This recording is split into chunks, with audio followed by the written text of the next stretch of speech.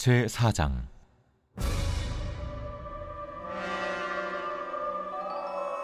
만군의 여호와가 이르노라. 보라, 용왕로 불같은 날이 이르리니 교만한 자와 악을 행하는 자는 다 지푸라기가 될 것이라. 그 이르는 날에 그들을 살라 그 뿌리와 가지를 남기지 아니할 것이로되, 내 이름을 경외하는 너희에게는 공의로운 해가 떠올라서 치료하는 광선을 비추리니 너희가 나가서 외양간에서 나온 송아지같이 뛰리라. 또 너희가 악인을 밟을 것이니 그들이 내가 정한 날에 너희 발바닥 밑에 재와 같으리라. 만군의 여호와의 말이니라. 너희는 내가 호렙에서 온 이스라엘을 위하여 내 종 모세에게 명령한 법, 곧 율례와 법도를 기억하라. 보라, 여호와의 크고 두려운 날이 이르기 전에 내가 선지자 엘리야를 너희에게 보내리니 그가 아버지의 마음을 자녀에게로 돌이키게 하고 자녀들의 마음을 그들의 아버지에게로 돌이키게 하리라. 돌이키지 아니하면 두렵건대 내가 와서 저주로 그 땅을 칠까 하노라. 성도 여러분, 안녕하세요. 오늘도 말씀으로 승리하는 은혜가 저와 여러분들 위해 함께하기를 주님의 이름으로 축원드립니다.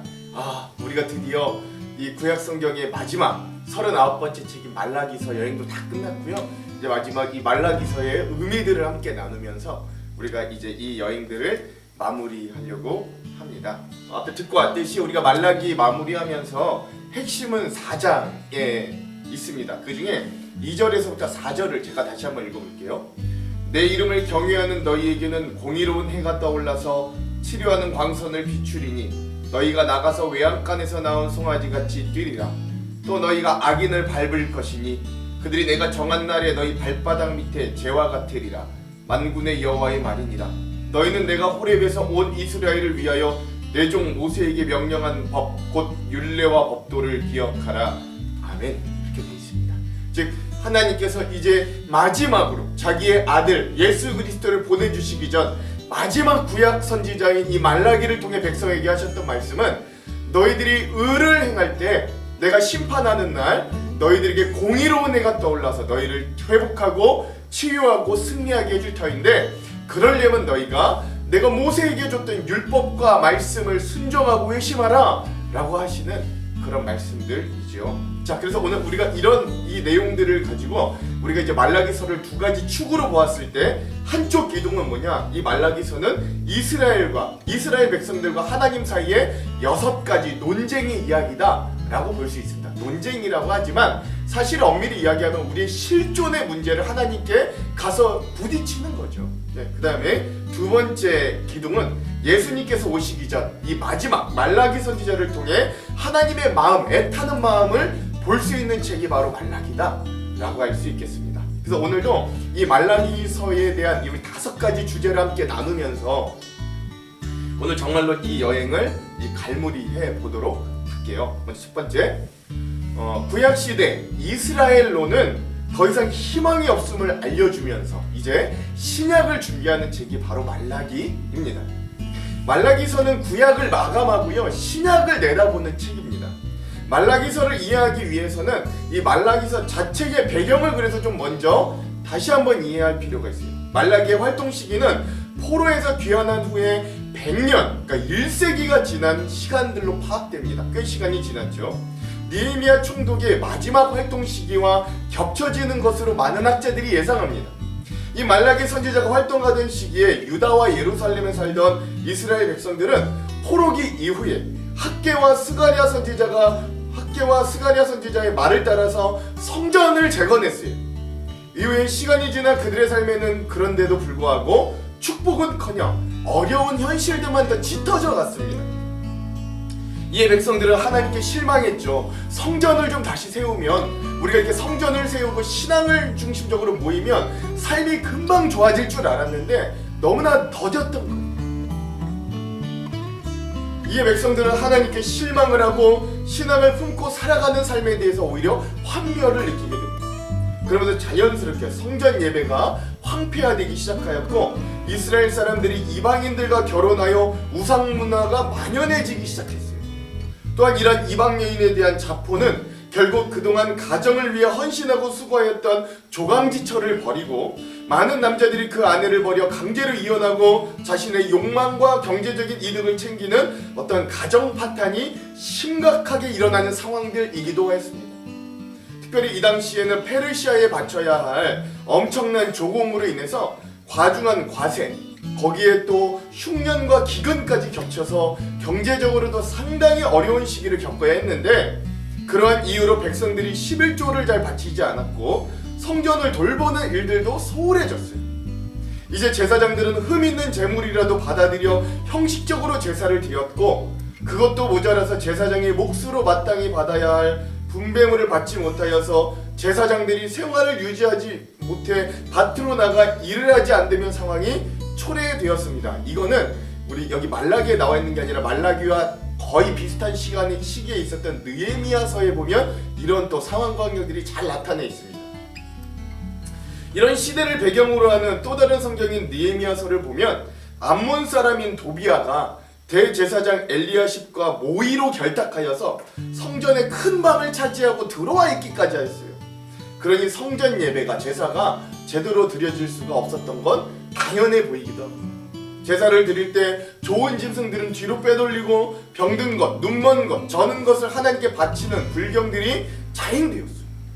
또한 안식일에 장사꾼들이 성전으로 들어와서 매매 행위를 하였고, 안식일에 예배가 제대로 시행되지 못했고 예배가 죽어가니 이들의 신앙도 점점 메말라져 가서 예배가 메마르고 신앙이 메말라 가니 삶에서의 정의와 정직도 무너져가는 시대가 바로 이 말라기 시대였다. 결국 바벨론에 의해 멸망을 당하기 전 극악한 죄에 빠졌던 남유다의 상황과 그 이후에 한 170년이 지나서 포로에서 해방되고 성전도 다시 지었던 이들의 상황이 거의 다를 바 없게 되었다라는 것들을 알 수 있는 거죠. 그러므로 구약 계시 역사의 마지막을 장식하는 이 말라기의 시대 상황은 구약 시대는 더 이상 희망이 없으므로 결론을 맺을 수밖에 없다라는 걸 우리들에게 여실히 보여줍니다. 즉 그들이 아무리 선택된 민족 이스라엘이라 할지라도 사람으로는 더 이상 소망이 없음을 처절하게 보여주는 거예요. 말라기서는 구약의 맨 마지막 책이자 그래서 그 결론이기도 합니다. 그리고 구약 시대는 진정 하나님 나라가 실현되지 못함을 보여줍니다. 따라서 구약 시대는 새로운 시대를 갈망할 수밖에 없음, 이 메시아라는 새로운 희망과 소망을 기다릴 수밖에 없는 이유가 도드라지는 책이기도 해요. 그래서 말라기는 그 새로운 시대의 회복을 바라보게 하는 이유가 드러나는 책이기도 합니다. 그래서 말라기는 그 새로운 시대 회복을 바라보게 해주는 거죠. 하나님은 예배의 회복과 가정의 회복, 그리고 온 사회를 정의롭게 만드시는 하나님에 대한 신뢰의 회복이 반드시 필요함을 알리는 말라기서는 결국 메시아께서 오셔서 그런 하나님의 나라를 완성해 주실 것을 소망하게 합니다. 그리고 그 회복을 알리는 전령자, 여기서는 엘리야라고 하는데, 엘리야 예언자라고 하는데 세례 요한의 등장을 예고하고 마무리합니다. 이후에 400년 동안 하나님의 침묵이 지난 후에 드디어 시작된 신약 시대에서는 이런 말라기 선지자의 예언을 이어받아 그 전령자 세례 요한의 탄생을 알림으로 메시아가 오시는 길을 예비하면서 새로운 신약의 시대가 시작되게 되었습니다. 이렇게 말라기를 구약과 신약의 시대를 연결하는 새로운 소망을 준비하는 책이 되었다라는 것들을 우리가 먼저 첫 번째 주제로 나누고 갑니다. 자, 두 번째 주제, 예배의 회복과 돈 문제입니다. 제사장들의 회복과 11조에 대한 회복에 대한 주제입니다. 말라기서는 기본적으로 6개의 논쟁으로 이루어져 있습니다. 이제는 다 잘 아시죠? 그 중에 두 번째 논쟁은 뭐냐면 제사장들이 하나님을 멸시함으로 흠 있는 제물을 하나님께 드리는 문제. 다섯 번째 논쟁인 11조와 헌물을 드리지 않는 백성들의 모습이 등장합니다. 이 두 가지 모습은 서로 다른 문제인 것 같지만 사실은 거의 같은 공통점이 있는 문제입니다. 이 두 가지 그것은 물질 문제로 인해 예배가 무너졌다라는 것이에요. 제사장들이 흠 있는 제물을 드리는 이유는 이 당시 이스라엘이 사회적 경제적으로 좋지 못했기 때문입니다. 그래서 온전하지 못한 걸 제물로 가져오지도 못하게 한다면 결국 백성들이 제물을 점점 더 가져오지 못할 것이고, 그러다 보면 제사장들의 생계의 주 공급원, 이 재물들이 제사장의 공급원이었는데 그것들이 끊어질 것을 염려한 까닭에 이 모든 일들이 시작되었다라고 이야기합니다. 결국 이러한 제사장들의 행위는 하나님께서 그들의 기업이 되어주신다는 사실을 신뢰하지 못하고 오히려 하나님보다 재물을 더 의지하고 사랑했던 지극히 인간적인 모습과 행위의 결과물이었던 거죠. 그러면서도 제사장들은 하나님께 우리가 언제 하나님을 멸시하였습니까? 라고 따져묻는 거예요. 마찬가지로 5번째 논쟁에서는 이 당시 백성들도 온전한 11조를 하나님께 드리지 못해 발생된 문제들이었습니다. 그 이유도 이 당시 경제적으로 어려움을 당한 백성들이 성전을 책임져야 할 자신들의 본분을 망각하고 자신들의 가정과 일신의 안위만을 생각했기 때문입니다. 결국 어려움 중에도 그 삶을 이루도록 그 백성의 삶을 채우셨던 하나님은 이 백성들에게 너희가 나 하나님의 것을 도적질하였다라고 책망하셨고, 이런 하나님의 책망의 백성들은 우리가 도대체 주님의 것 중에 무엇을 도적질하였습니까? 라고 되묻는 거예요. 말라기는 이러한 이 당시 상황을 보여주면서 돈과 물질의 문제 앞에서 예배가 완전히 망가지는 모습을 우리에게 보여줍니다. 즉 다른 말로 이야기하자면 이 당시 유다 백성들을 실망하게 한 것은 성전을 재건하고 100년, 즉 한 세기가 넘도록 하나님의 축복과 역사가 없는 것 때문이라는 걸 우리에게 여실히 보여줍니다. 이런 이스라엘 백성들의 반응을 우리는 눈여겨 살펴보아야 합니다. 즉 하나님의 축복이 보장되지 않아도 우리는 하나님을 예배할 수 있겠는가? 우리의 예배의 목적은 과연 우리가 축복을 받는 건가? 나의 축복이 방해를 받거나 이루어지지 않으면 우리는 예배도 피할 것인가? 이런 질문에 대해 우리가 좀 깊이 고민해 보아야 합니다. 그러므로 하나님은 제사장들에게 현실의 문제에 휩싸이기보다는 하나님을 온전히 의지하여서 돈을 두려워하기보다 하나님을 경외하는 마음과 진리의 말씀을 전하는 원래의 사명을 기억하라 라는 걸 주문하시고, 또한 백성들에게는 온전한 11조 생활을 회복하여 그들의 성전을 책임지는 역할을 다할 것, 그리고 그에 대한 하나님의 축복의 약속을 해주시는 거예요. 11조를 통해 텅 빈 성전과 성전 봉사들의 생계를 책임져 주어 그들로부터 나오는 말씀과 은혜를 여전히 누리도록 하나님은 그들에게도 지갑의 회심을 명령하시는 겁니다. 하나님은 그들의 현실적인 삶의 문제에서 그들이 하나님의 말씀을 따르기를 간절히 바라신 것이죠. 먼저 하나님의 나라와 의를 구하였을 때 그 이후에 모든 것을 더하시는 하나님의 방법과 마음을 좀 알아차리라 라는 것입니다. 우리 개혁교회 선구자이신 마틴 루터 목사님은 이렇게 말했어요. 온전한 회심에는 3가지가 필요한데 그것은 첫 번째 머리의 회심, 둘째 가슴의 회심, 셋째 지갑의 회심이다 라고 말씀하셨습니다. 즉 진짜 회심은 내면적인 머리와 가슴에만 있는 게 아니라 우리의 가장 지극히 현실적인 지갑에서도 일어나야 한다라는 이야기이죠. 우리가 현실의 삶에서 가장 중요하게 여기는 이 돈의 사용을 좀 우리가 살피고 하나님을 섬기는 것에 아깝게 여기지 말라는 거예요. 왜? 하나님도 우리에게 복을 주시고 우리에게 살아갈 모든 것들을 주시는데 아깝지 않게 여기기 때문에. 오늘 우리의 예배는 어떻습니까?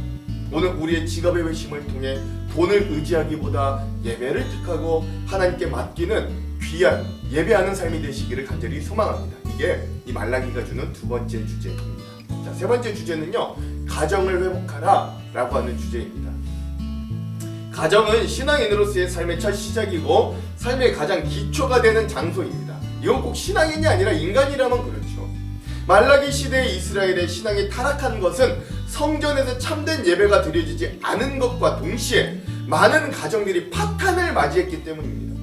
말라기서의 6가지 논쟁 중에 3번째 논쟁을 보자면 이스라엘의 남편들은 자신들이 어려서부터 취한 조강지처를 버리고 이방 여인을 취했다라고 합니다.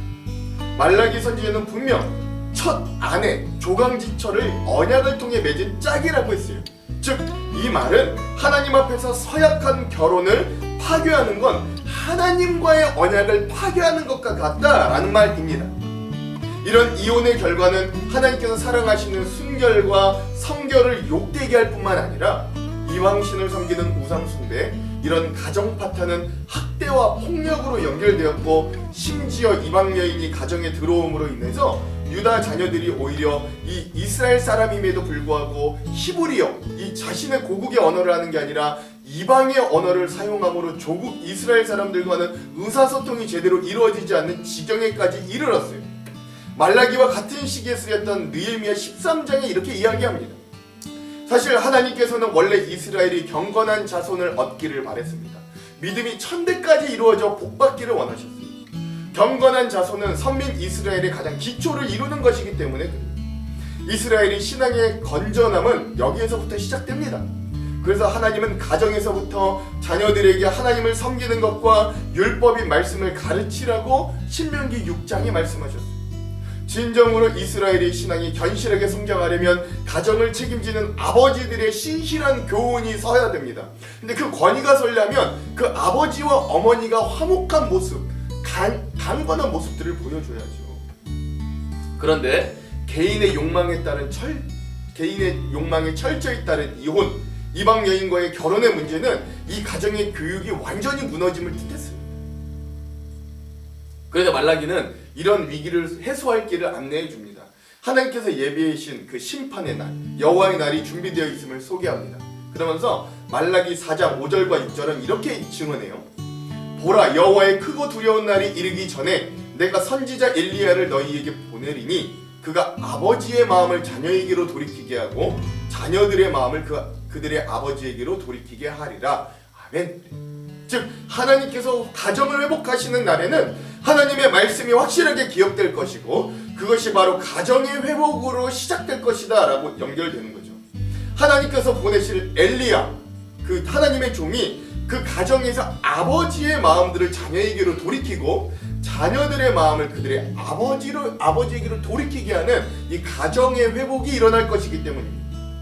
가정에서 마음이 떠난 아버지가 다시 가정으로 돌아오고 자녀에게 다시 하나님의 말씀을 가르치기 시작할 때 자녀도 마음을 열어 그런 아버지의 믿음과 교훈과 책망을 받아들이게 되는 이런 회복은 이처럼 가정에서부터 다시 시작된다라고 할 수 있는 것이죠. 오늘 우리 믿는 자들이 속한 우리의 가정은 어떻습니까? 바라기는 우리의 가정은 부부가 먼저 서로에게 신의를 다하고 사랑하여 먼저 희생하기를 마다하지 않는 사랑이 넘치는 가정, 또한 자녀들에게 하나님의 말씀이 전파되어 아버지와 아들이 서로가 서로에게 돌이키는 가정들이 되기를 간절히 소망해 봅니다. 그러므로 우리의 욕망이 가정을 파괴하지 못하도록 우리의 마음과 생각을 지키시기 바랍니다. 조강지처 아내를 더욱 귀히 여기고 가장으로 고생하는 남편을 긍휼히 여겨주시기도 소망합니다. 사랑하는 자녀들에게 세상에 성공하는 법만 가르치지 마시고 진정 하나님의 말씀과 믿음으로 이 세상을 이길 수 있는 하나님의 자녀들 되게 하는 가정이 오늘 우리의 자녀들이 되기를, 오늘 우리의 가정이 되기를 우리 말라기서의 세 번째 주제는 이야기하고 있다. 여러분 기억하시면 되겠습니다. 네 번째 주제, 정의를 포기하지 않으시는 하나님을 끝까지 신뢰하라 라는 것입니다. 말라기서 3장과 4장에 나오는 네 번째 논쟁과 여섯 번째 논쟁은요, 사실 다른 논쟁이 아니라 그 결이 비슷합니다. 그것은 한마디로 요약하자면 하나님이 계시다면 왜 악인들이 이렇게 떵떵거리며 잘 사는가? 선량하게 산다고 우리에게 돌아오는 유익이 무엇인가? 오히려 오만하고 악한 자들은 재앙을 피하면서 잘 살고 있지 않는가? 그래서 하나님은 오히려 악인들을 사랑하는 것이 아닌가? 과연 정의의 하나님은 살아계시는가? 라는 질문들입니다. 그래서 이들은 이러한 질문을 가지고 두 가지 결론에 이르게 되는데, 만약 하나님이 선하시다고 한다면 지금 악이 득세하는 상황을 보며 하나님은 안 계시거나 무능하다라고 여기는 것이 첫 번째 결론이거나, 또 한편 하나님도 악하셔서 그런 악인들이 잘 되는 걸 오히려 도우시고 좋아하신다라고 여기는 상황이 된 거예요. 백성들이 이렇게 말하고 다녔다는 거예요. 여러분, 제가 앞서서도 말씀드렸지만 어제 말씀드렸지만 나와 너라고 하는 이 굉장히 중요한 이 스터디셀러를 저작한 종교 철학자 마틴 부버는요, 이렇게 우리의 삶이 악이 득세하여도 망하지 않음을 볼 때, 그래서 마치 공의롭고 정의로운 하나님께서 안 계신 것 같을 때 이러한 상황을 하나님의 일식이라고 표현하였습니다. 세계 2차 세계대전 당시 600만 명의 유대인들이 죽어가는 현장을 보면서 이런 말을 그가 꺼냈다. 오늘날 지구상에 여전히 일어나고 있는 전쟁, 가난으로 죽어가는 사람들, 부패한 재벌과 정치인들이 너무 쉽게 그들의 죄에서 사면되는 모습을 보면 오늘 우리도 여전히 하나님의 정의가 사라진 것처럼 보입니다. 그리고 마틴 부버는 이런 하나님의 일식에 대해 이렇게 말합니다. 하나님이 일시적으로 보이지 않게 되는 이유는 인간의 전능해진 자아가 하나님과 인간 사이를 가리기 때문이다 라고 합니다. 즉 하나님과 나 사이에, 하나님과 인간 사이에 오만하고 팽창된 자아가 점점 커져서 이제 그곳엔 하나님이 보이지 않고 나만 보이게 된다는 거예요. 내 욕망, 내 욕심, 내가 추구하는 것들만 이제 보이게 되더라. 이게 하나님의 일식이라는 거예요. 이러한 자들, 이런 자아가 팽창된 오만해진 자들은요, 결국 나의 유익과 성공과 쾌락을 위해 다른 자들을 수단으로 보기 시작합니다. 그래서 타인을 자신의 욕망과 성공을 위한 수단으로 여기는 사람들이 가득 찬 세상이 바로 악인이 당장 망하거나 심판받지 않는 세상, 오히려 그런 악인이 득세하는 세상이 되었어. 말라기 선지자 당시 이스라엘 백성들이나 오늘 우리 그리스도인들도 그런 세상 가운데 신음하기는 마찬가지입니다. 그리고 그러한 세상에 적응하며 사람들은 악에 타협하며 서로가 서로의 지옥을 만들며 살아갑니다. 자, 그런데 여러분, 우리가 좀 기억해야 될 게 있습니다. 이게 뭐냐면, 여러분, 이게 하나님의 일식이라 그랬잖아요. 일식이라는 건 해가 아예 없어진 겁니까? 잠시 가려진 겁니까? 예, 그렇죠. 잠시 가려진 것뿐입니다. 이런 이스라엘 백성들의 원망과 질문에 하나님은 지금 너희가 살고 있는 이런 고통스럽고 악한 현실 가운데서도 나 하나님의 역사는 사라지지 않고 지속된다 라는 걸 알려주십니다. 그리고 하나님은 그 길을 닦을 주님의 사자 세례 요한과 그 아기들을 심판할 메시아를 보내주셔서 금을 연단하는 불과 같을 것이고 표백하는 잿물, 깨끗하게 씻는 비누와 같이 악을 제거하실 것을 약속해 주십니다. 그리고 결국 악인과 의인을 분리시켜서 악인은 불붙은 지푸라기처럼 태우시지만 끝내 하나님을 의지하고 선하게 살려 애쓴 의인들은 공의로운 해가 떠서 그들이 외양간에 나온 송아지와 같이 뛰고 승리하고 치유를 받는 놀라운 모습들을 약속해 주십니다. 그러므로 하나님은 여전히 살아계셔서 자신의 정의와 공의를 만들어 가십니다. 단지 오늘 거대하고 오만한 우리의 죄악과 자아가 그런 하나님의 모습을 가려 보이지 않게 만드는 것 뿐이죠. 그러므로 오늘 우리는 여전히 선한 일에 최선을 다할 수 있어야 됩니다. 우리 안에 있는 하나님의 형상, 선한 하나님의 형상을 가리는 그 모든 악을 금을 연단하듯이 성령의 불로 태우게 기도하고 표백하는 잿물, 즉 하나님의 말씀의 비누로 박박 닦을 수 있어야 돼요.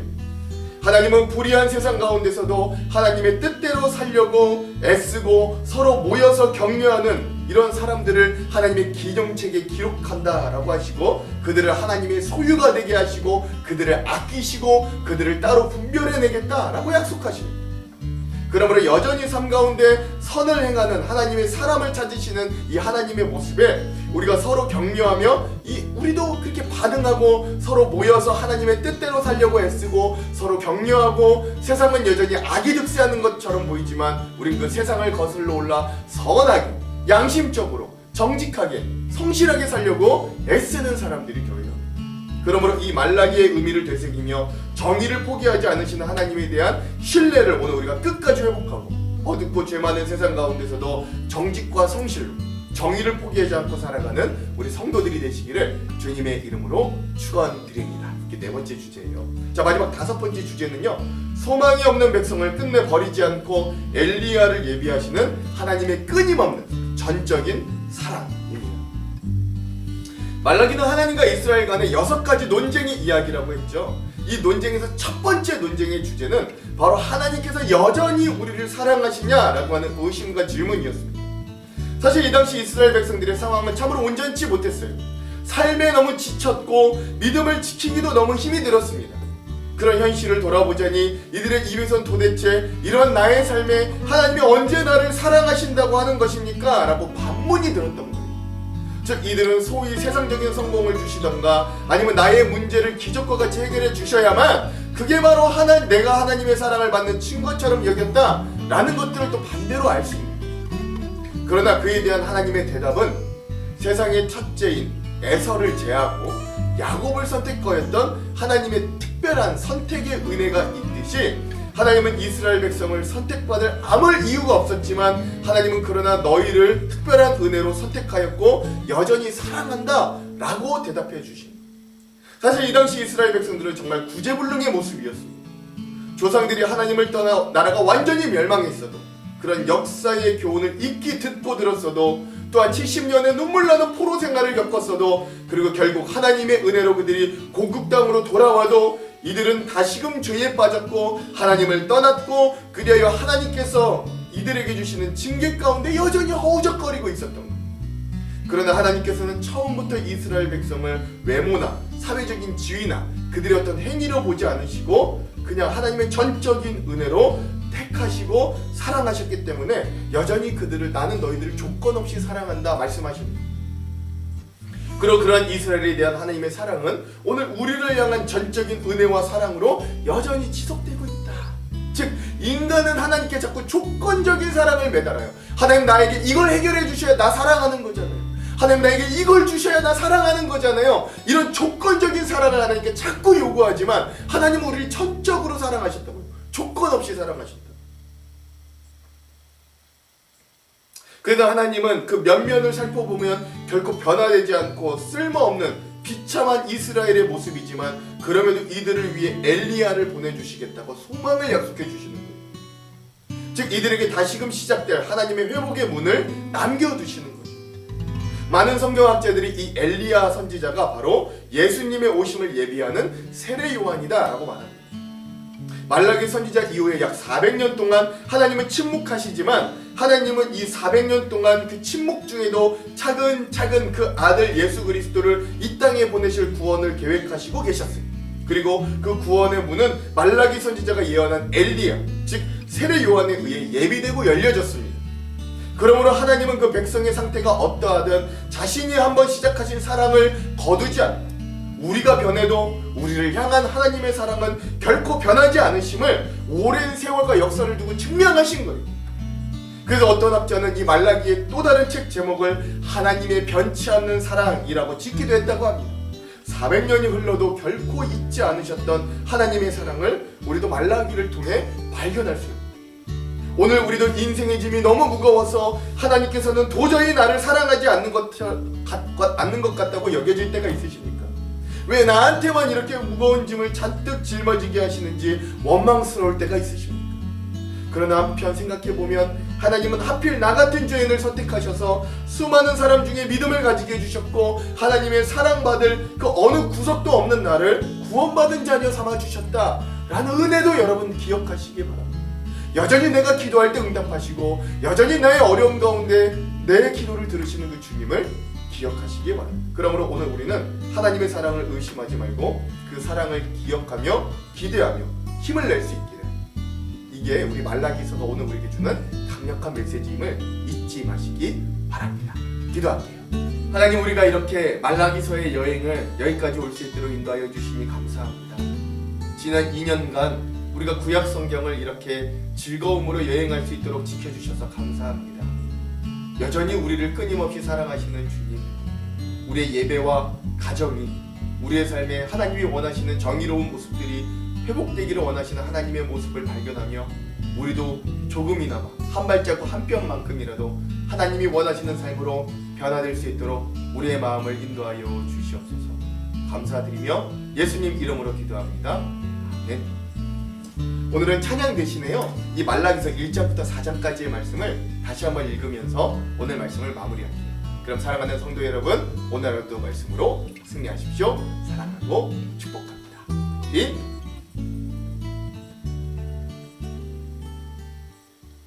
말라기 제1장.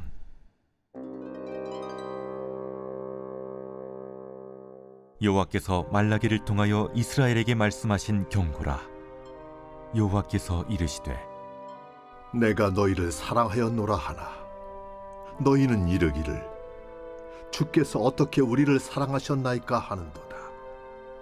나 여호와가 말하노라. 에서는 야곱의 형이 아니냐. 그러나 내가 야곱을 사랑하였고 에서는 미워하였으며 그의 산들을 황폐하게 하였고 그의 산업을 광야의 이리들에게 넘겼느니라. 에돔은 말하기를 우리가 무너뜨림을 당하였으나 황폐된 곳을 다시 쌓으리라 하거니와 나 만군의 여호와는 이르노라.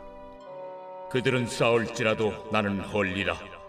사람들이 그들을 일컬어 악한 지역이라 할 것이요 여호와의 영원한 진노를 받은 백성이라 할 것이며 너희는 눈으로 보고 이르기를 여호와께서는 이스라엘 지역 밖에서도 크시다 하리라. 내 이름을 멸시하는 제사장들아, 나 만군의 여호와가 너희에게 이르기를 아들은 그 아버지를, 종은 그 주인을 공경하나니 내가 아버지일진데 나를 공경함이 어디 있느냐? 내가 주인일진데 나를 두려워함이 어디 있느냐 하나? 너희는 이르기를 우리가 어떻게 주의 이름을 멸시하였나이까 하는도다. 너희가 더러운 떡을 나의 제단에 드리고도 말하기를 우리가 어떻게 주를 더럽게 하였나이까 하는도다. 이는 너희가 여호와의 식탁은 경멸히 여길 것이라 말하기 때문이라. 너희가 눈먼 희생제물을 바치는 것이 어찌 악하지 아니하며 저는 것, 병든 것을 드리는 것이 어찌 악하지 아니하냐. 이제 그것을 너희 총독에게 드려보라. 그가 너를 기뻐하겠으며 너를 받아주겠느냐. 만군의 여호와가 이르노라. 너희는 나 하나님께 은혜를 구하면서 우리를 불쌍히 여기소서 하여 보라. 너희가 이같이 행하였으니 내가 너희 중 하나인들 받겠느냐? 만군의 여호와가 이르노라. 너희가 내 제단 위에 헛되이 불사르지 못하게 하기 위하여 너희 중에 성전문을 닫을 자가 있었으면 좋겠도다. 내가 너희를 기뻐하지 아니하며 너희가 손으로 드리는 것을 받지도 아니하리라.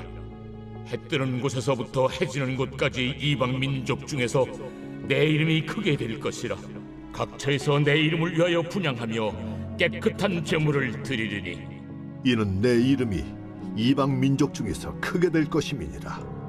그러나 너희는 말하기를 여호와의 식탁은 더러워졌고 그 위에 있는 과일 곧 먹을 것은 경멸히 여길 것이라 하여 내 이름을 더럽히는도다. 만군의 여호와가 이르노라. 너희가 또 말하기를 이 일이 얼마나 번거로운고 하며 코웃음치고 훔친 물건과 저는 것, 병든 것을 가져왔느니라. 너희가 이같이 보험물을 가져오니 내가 그것을 너희 손에서 받겠느냐? 이는 여호와의 말이니라. 짐승 떼 가운데 수컷이 있거늘 그 소원하는 일에 흠 있는 것으로 속여 내게 드리는 자는 저주를 받으리니 나는 큰 임금이요 내 이름은 이방 민족 중에서 두려워하는 것이 됨이니라. 만군의 여호와의 말이니라. 제 2장.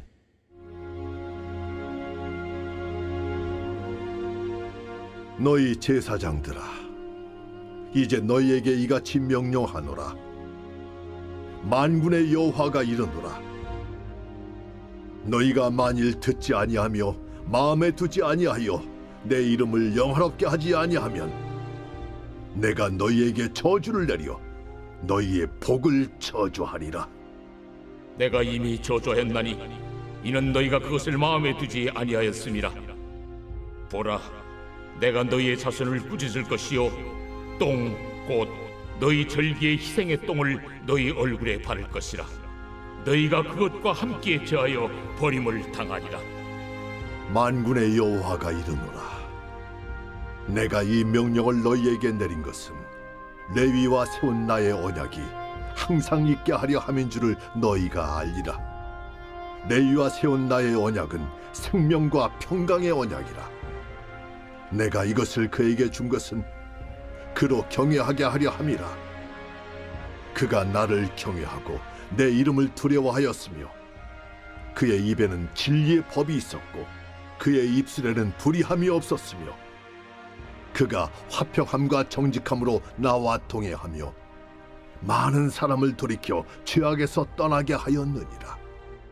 제사장의 입술은 지식을 지켜야 하겠고 사람들은 그의 입에서 율법을 구하게 되어야 할 것이니 제사장은 만군의 여호와의 사자가 됨이거늘 너희는 옳은 길에서 떠나 많은 사람을 율법에 거스르게 하는도다.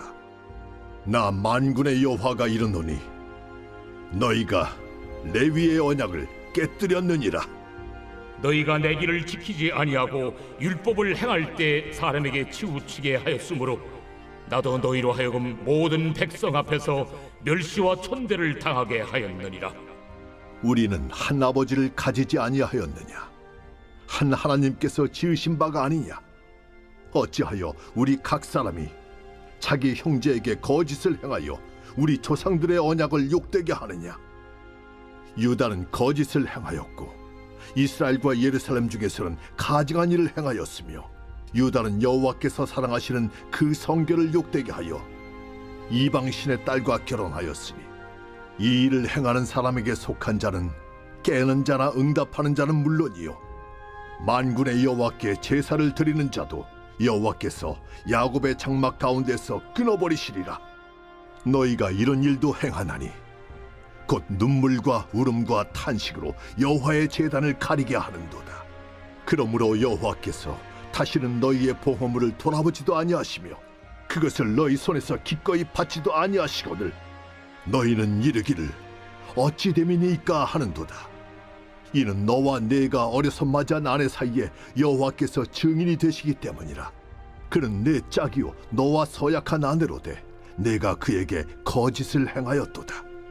그에게는 영이 충만하였으나 오직 하나를 만들지 아니하셨느냐? 어찌하여 하나만 만드셨느냐?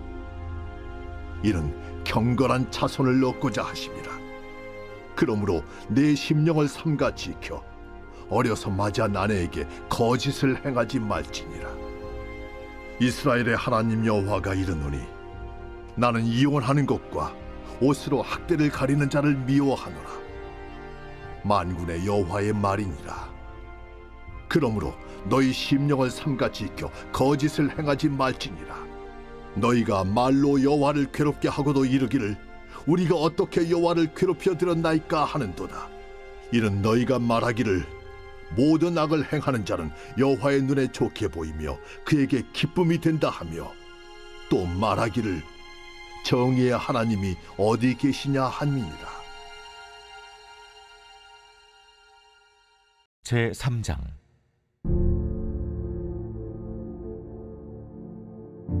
만군의 여호와가 이르노라.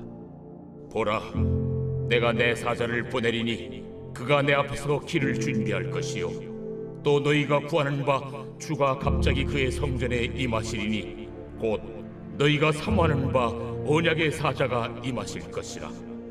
그가 임하시는 날을 누가 능히 다하며 그가 나타나는 때에 누가 능히 서리요? 그는 금을 연단하는 자의 불과 표백하는 자의 잿물과 같을 것이라.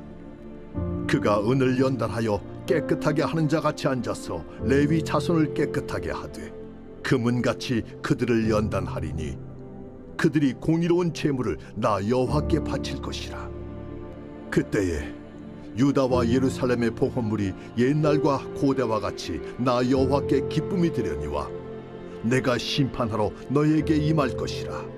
점치는 자에게와 간음하는 자에게와 거짓 맹세하는 자에게와 품꾼의 삭세에 대하여 억울하게 하며 과부와 고아를 압제하며 나그네를 억울하게 하며 나를 경외하지 아니하는 자들에게 속히 증언하리라. 만군의 여호와가 말하였느니라. 나 여호와는 변하지 아니하나니 그러므로 야곱의 자손들아 너희가 소멸되지 아니하느니라. 너희 조상들의 날로부터 너희가 나의 규례를 떠나 지키지 아니하였도다. 그런즉 내게로 돌아오라. 그리하면 나도 너희에게로 돌아가리라 하였더니 너희가 이러기를 우리가 어떻게 하여야 돌아가리까 하는도다. 사람이 어찌 하나님의 것을 도둑질하겠느냐? 그러나 너희는 나의 것을 도둑질하고도 말하기를 우리가 어떻게 주의 것을 도둑질하였나이까 하는도다. 이는 곧 11조와 봉헌물이라. 너희 곧 온 나라가 나의 것을 도둑질하였으므로 너희가 저주를 받았느니라. 만군의 여호와가 이르노라. 너희의 온전한 11조를 창고에 들여 나의 집에 양식이 있게 하고 그것으로 나를 시험하여 내가 하늘 문을 열고 너희에게 복을 쌓을 곳이 없도록 붙지 아니하나 보라. 만군의 여호와가 이르노라. 내가 너희를 위하여 메뚜기를 금하여 너희 토지 소산을 먹어 없애지 못하게 하며 너희 밭에 포도나무 열매가 기한 전에 떨어지지 않게 하리니 너희 땅이 아름다워짐으로 모든 이방인들이 너희를 복되다 하리라. 만군의 여호와의 말이니라. 여호와가 이르노라. 너희가 완악한 말로 나를 대적하고도 이르기를 우리가 무슨 말로 주를 대적하였나이까 하는도다. 이는 너희가 말하기를 하나님을 섬기는 것이 헛되니 만군의 여호와 앞에서 그 명령을 지키며 슬프게 행하는 것이 무엇이 유익하리요? 지금 우리는 교만한 자가 복되다 하며 악을 행하는 자가 번성하며 하나님을 시험하는 자가 화를 면한다 하노라 함이라.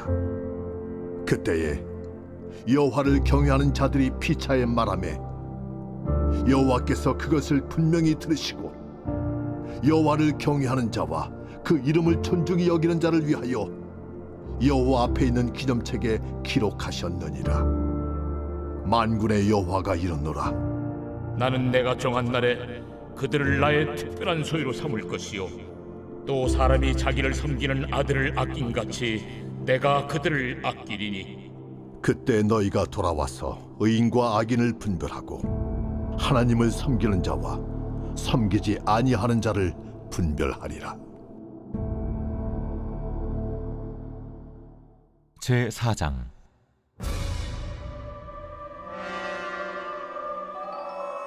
만군의 여호와가 이르노라. 보라, 용왕로 불같은 날이 이르리니 교만한 자와 악을 행하는 자는 다 지푸라기가 될 것이라. 그 이르는 날에 그들을 살라 그 뿌리와 가지를 남기지 아니할 것이로되 내 이름을 경외하는 너희에게는 공의로운 해가 떠올라서 치료하는 광선을 비추리니 너희가 나가서 외양간에서 나온 송아지같이 뛰리라.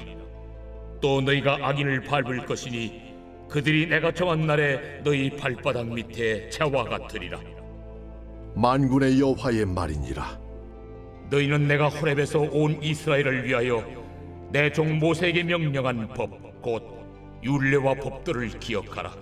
보라, 여호와의 크고 두려운 날이 이르기 전에 내가 선지자 엘리야를 너희에게 보내리니 그가 아버지의 마음을 자네에게로 돌이키게 하고 자네들의 마음을 그들의 아버지에게로 돌이키게 하리라.